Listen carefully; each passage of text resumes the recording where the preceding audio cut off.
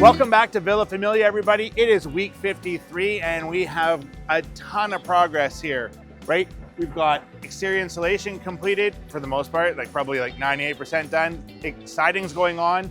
Most of the soffit is done, looking great. And we are finally starting to insulate on the inside of this home. We've got spray foam guys here. They've already started installing some bad insulation inside of the house here. So let's stop talking about what's going on the inside and the outside of this sucker. Let's go have a look and show you what we're doing. Let's go. All right, so here we are on the main floor. We've got the insulation going in on the exterior walls. Of course, it says R14 is because they're 2x4 walls. And don't forget, we have 4 inches of insulation on the outside of the home, the entire outside of the home. So we have more than enough insulation on here. And of course, by putting insulation to the outside of our homes, we are going to eliminate, or almost eliminate, any thermal bridging.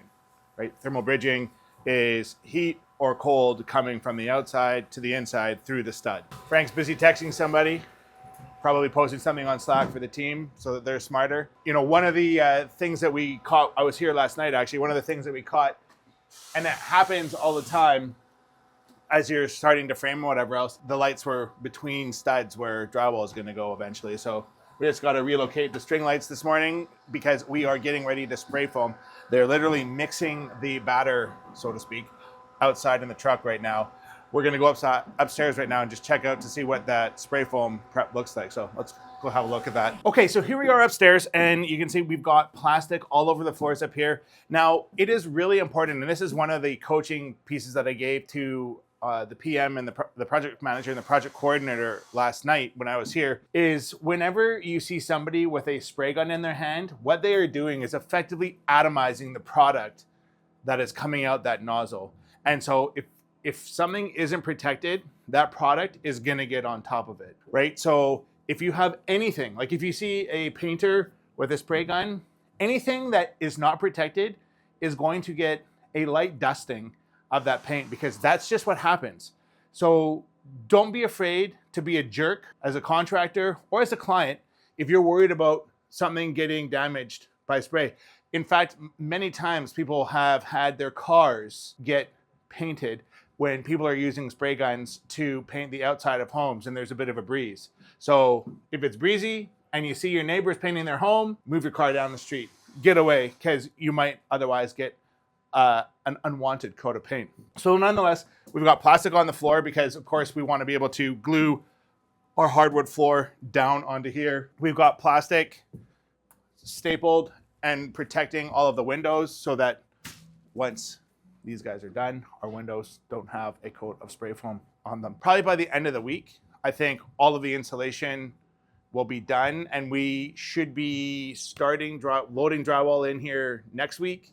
And certainly the next time, maybe in a time or two from now, we will start to finally see drywall going up on the ceilings and walls. And that is going to be a very exciting step for these clients and for this project and for Sprucehill. Thank goodness we are moving this project forward. Here we are in the primary bedroom. And of course, we've got insulation going on the walls already on the outside here.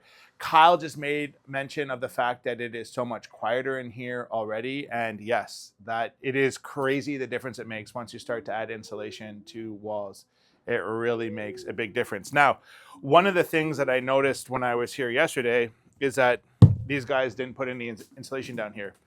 Is that a problem from a construction practices sort of standpoint? No, right? This is the inside of the great room downstairs. However, I don't want these clients to hear whatever's going on downstairs in their bedroom.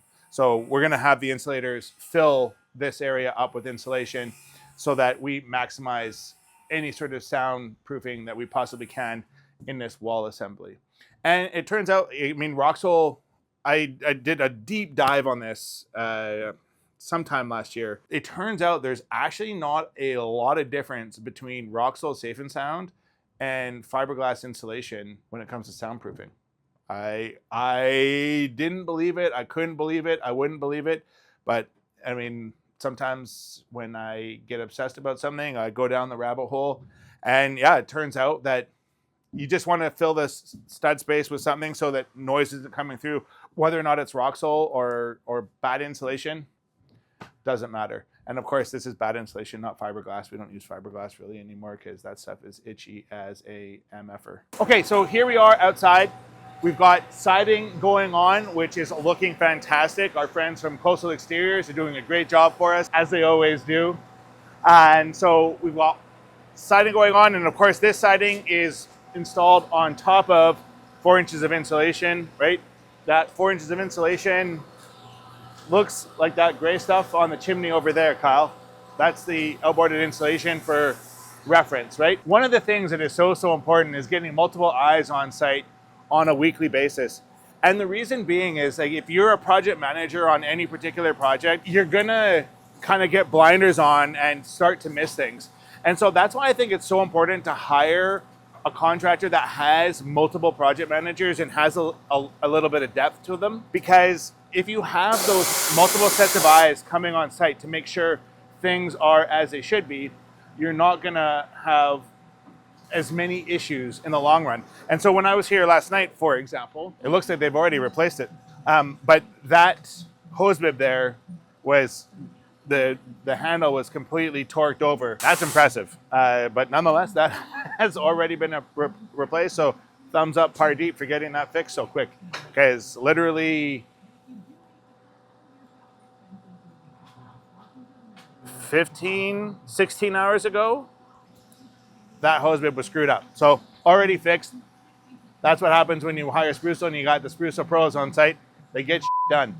Beautiful. So we've got the strapping installed, GRKs holding the strapping in place, and then the siding gets mounted on top of the strapping, which is pressure treated. Again, like, that's something that I'm talking about on the podcast a lot this year is, you know, how environmentally friendly is it to be installing this chemically treated wood on the outside of our homes. This is a GPS, graphite polystyrene. I think I'm saying that right.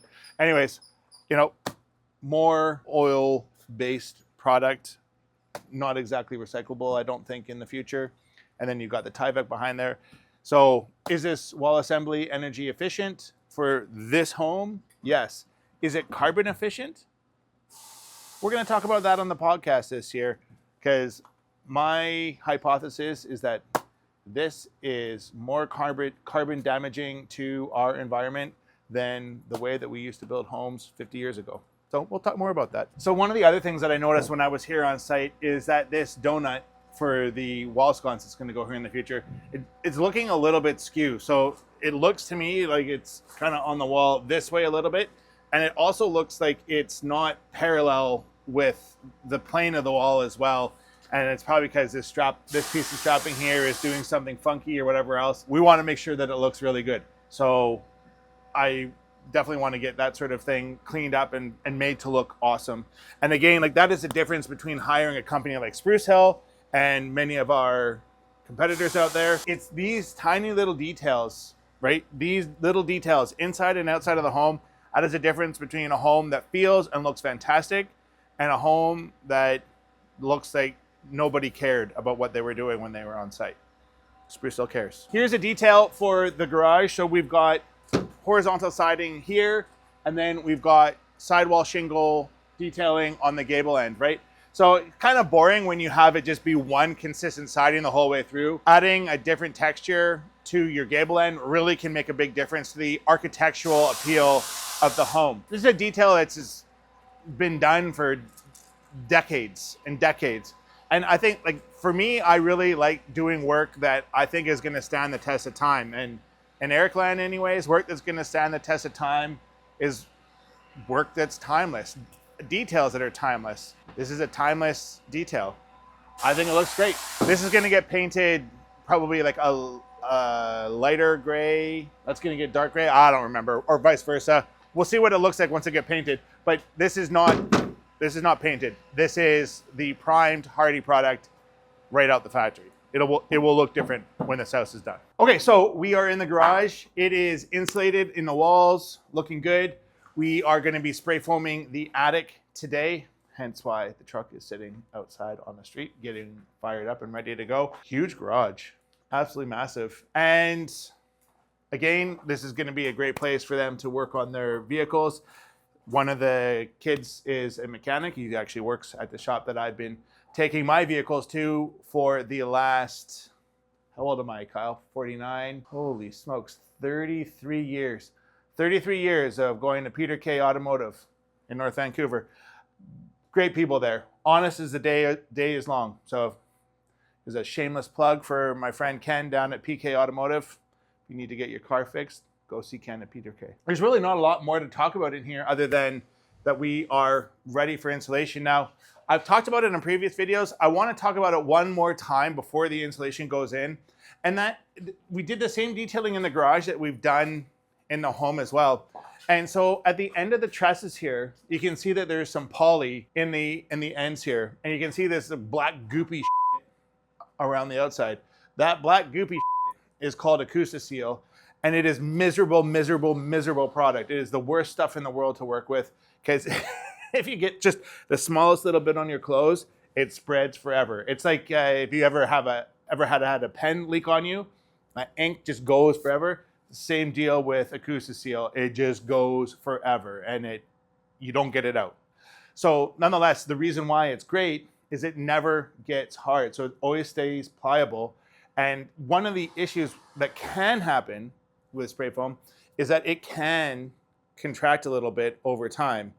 So in order to make sure that we don't have any sort of airtightness leakages, of course, like, we're not really caring too much about the garage being airtight. Like, let's just be realistic here. But we do care about the house being airtight. So the spray foam, when it gets put into that truss end there, it's going to expand. It's going to push that plastic into the Acoustic Seal, literally sealing the fate. That's a dad joke right there.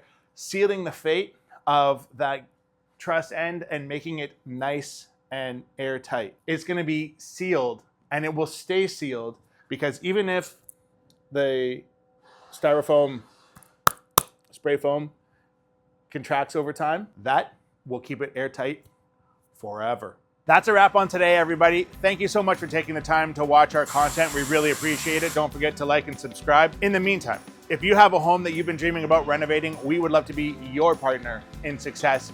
You can find us on the web, or you can call us over here. Reach out, connect with us. We would love to work with you. In the meantime, stay awesome, and we'll catch you on the next one. Bye now.